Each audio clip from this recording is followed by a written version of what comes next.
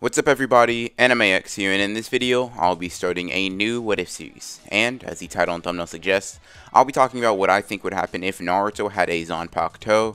And just in case you guys don't know, a Zanpakuto comes from the anime Bleach. Now, this is my second combination of Bleach and Naruto, and hopefully it'll be my longer and better one for What If. And in case you guys are watching and don't know what a Zanpakuto is, don't worry, it will all be explained within the story and within the background info. Now, if you guys want this to become a series, make sure to hit the like button because the like goal for this video is 1,000 likes if you guys want this to continue and to become an ongoing series.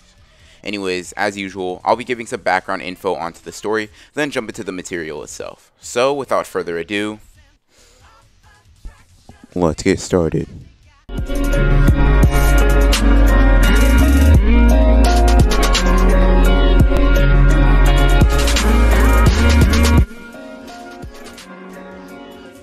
Now, in this What If, obviously Naruto is going to be given a Zanpakuto just due to the nature of the story. And if you guys have watched Bleach, you know what this is, and for everyone that doesn't, to briefly explain, it is a sword that is tied to the user's energy or the Ryatsu. This leads into the next thing that I'd like to say, because Naruto in this What If will not only have a Zanpakuto, but he'll actually have spiritual pressure, which is something that will fuel Naruto's Zanpakuto, and basically be able to manifest it and, let him actually use it, and give him a set of abilities that set him apart from other ninja. Now, everything else will be explained and handled within the realm of the story, so let's jump right into it. Now, we start the story with Naruto running away from a few Chunin after defacing the Hokage's face upon the wall. Now, just like in the original, Naruto is someone who has a nine tails sealed within him, and as a result, he's lonely and acts out in order to generate attention and have people pay attention to him. Now, while Naruto is very similar to his original counterpart, there are multiple minute differences that begin to show or affect him even as a kid. For example, Naruto has access to an heirloom that was supposedly passed down from his parents to him, meaning that this sword or this heirloom is the only thing that is actually a connection to him. This heirloom is a sword that is sealed within the scabbard that he can't seem to pull out and hangs upon Naruto's wall.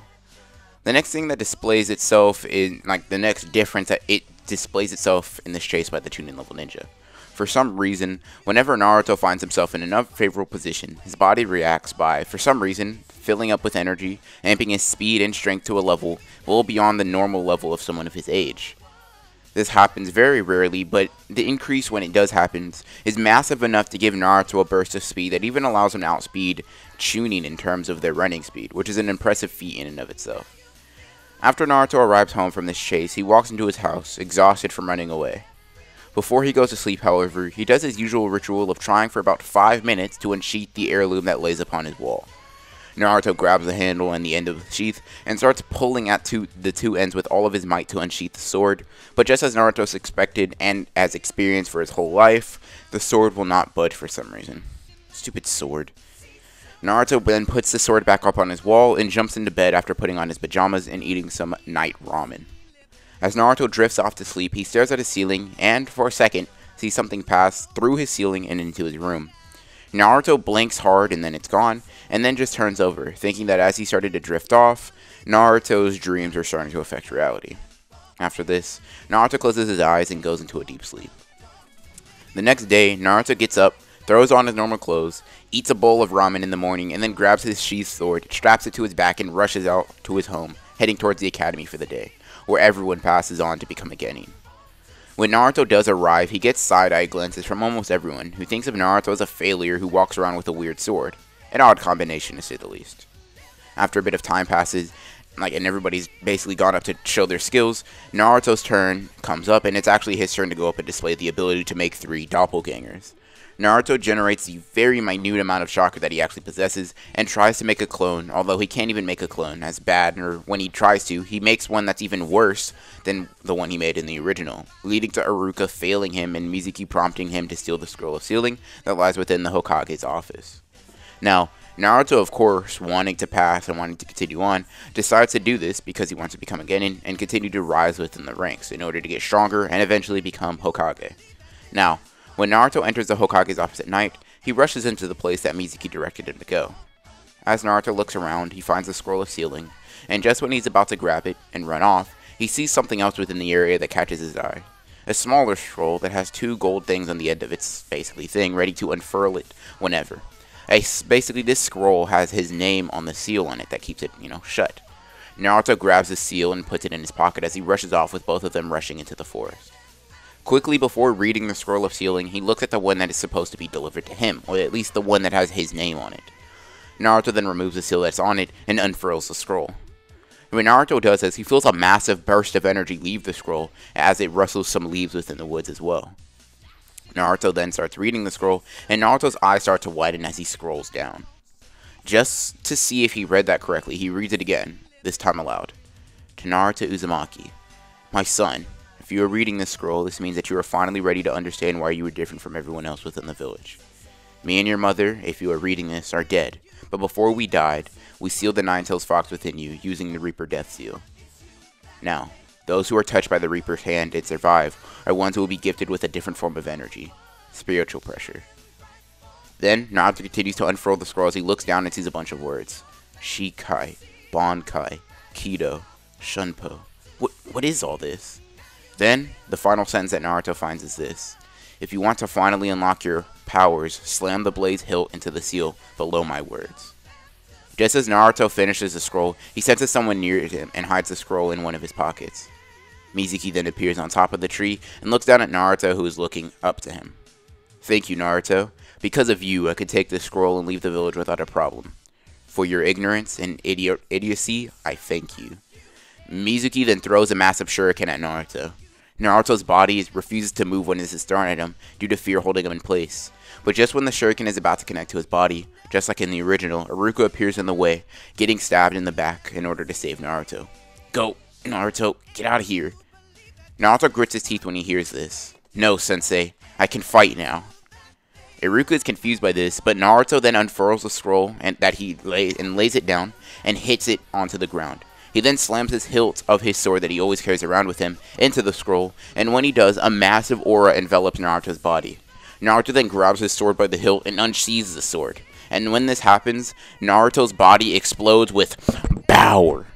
After this mini explosion of aura, we see Naruto again. He's no longer wearing his normal orange attire, but he's now wearing a black and white shihakusho that flows down to the ground. Naruto hefts his sword, which looks like a normal katana, over his sword. Mizuki's face then transforms into anger, as he doesn't really understand what's happening, but he doesn't really care. So, he charges at Naruto with the kunai. Naruto sees this attack in slow motion in this state. Naruto feels strength flow into every part of his body. His legs, his arms, everything is enhanced and basically amped to the maximum. Naruto then yawns as he walks past Mizuki and slashes him across the chest. Come on, Mizuki. I should be thanking you. Naruto then sheathes the sword, and when he does this, his spiritual pressure is unsealed within the sword and he turns back to his normal self. Oh man, I kinda like that. Iruka then looks at Naruto in awe as he was single-handedly able to take down a Chunin with little strain and, even more impressive, with one single attack. After seeing this, Iruka gives Naruto a ninja headband, showing that he basically has passed and can move on to the rank of a Genin. Naruto grins wildly when given this and bows to thank Iruka. After this, Naruto rushes home at top speeds to continue reading the scroll and fully understand everything that his dad had put within it. When Naruto gets home, he looks at the scroll and sees words being etched onto the scroll as he reads. What the? There's no way. Naruto rubs his eyes quickly as the scroll seems to be writing more information as Naruto reads and asks questions within his head. Naruto stays up all night asking the scroll questions, basically within it writing in it to answer him. After that, Naruto has learned and picked up on a couple of tricks and things as he stayed up all night learning about the abilities from within the scroll. Naruto then does his normal morning ritual of eating ramen, changing into his normal clothes, and running to the academy at top speed in order to make it on time. When he does this and when he gets there, he remembers that everyone is now going to be assigned to different teams and have their instructor chosen for them. Just like in the original, Naruto, Sasuke, and Sakura are all put onto the same team.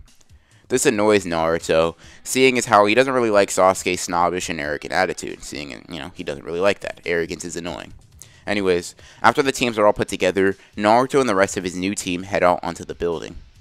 Naruto, in his free time, or before they basically head out to the building, Naruto in his free time decides to go somewhere where he's never even attempted to go before. The library. Naruto hurries into the library to check out a few books on kendo and kenjutsu, since most people within the Leaf Village don't rely on using swords, and that's not really part of their usual style of fighting. During the few hours that Naruto has of alone time, he is practicing sword techniques with a wooden sword and trying to improve on that. After some hours pass, Naruto remembers that he still needs to head back to the academy to meet up with his new teacher, and basically, after he's been assigned, he needs to go meet Kakashi. Now, this interaction goes pretty similar to how it does in the original, with Kakashi not liking them and taking them up to the roof so he can get a grasp upon their dreams, goals, and aspirations, seeing as how he can maybe make a judgment call on who they are as people. Everyone's dreams are the same as they would be in the original. Sakura just wants to be a Sasuke wants to kill Itachi, and Naruto of course wants to become Hokage. Meaning that Kakashi then explains that the bell test, as it basically takes them to the forest, and explains the bell test as he would in the original, saying that if they want to pass on to beginning, they're going to have to take the bells from him. So, this is where the real fight begins. Now, when the bell test is said to start, Naruto politely asks Sakura and Sasuke to get back and basically get away from him if they want to be outside the range of getting hurt. Sasuke and Sakura are puzzled by this, but due to Naruto's semi-forceful asking, they do back up.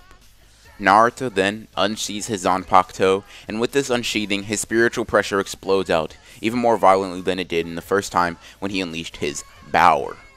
It seems that my training is increasing my spiritual pressure. Better be careful when I release it all at once like that. Naruto then looks at Kakashi, who's reading his book. Kakashi yawns at Naruto after releasing his Ryutsu, although he definitely does not understand what Naruto just did.